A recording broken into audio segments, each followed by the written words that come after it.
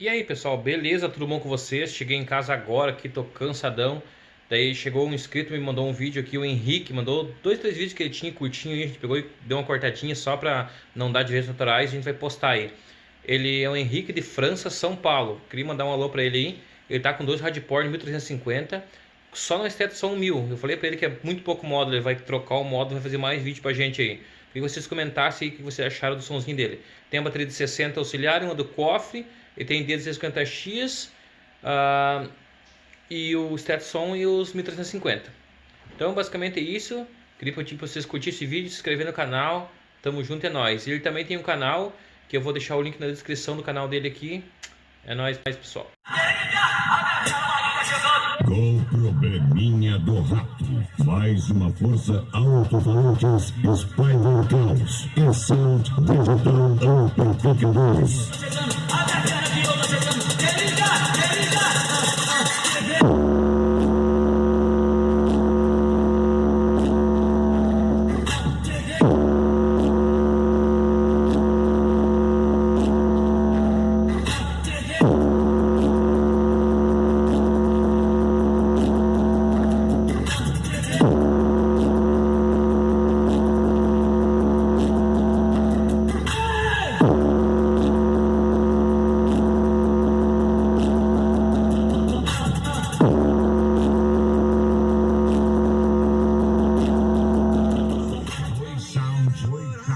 Franca, São Paulo.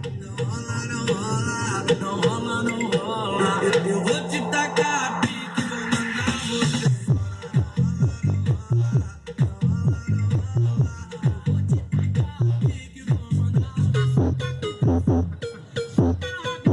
Aí, o que é o Pix que vai me passar o pão?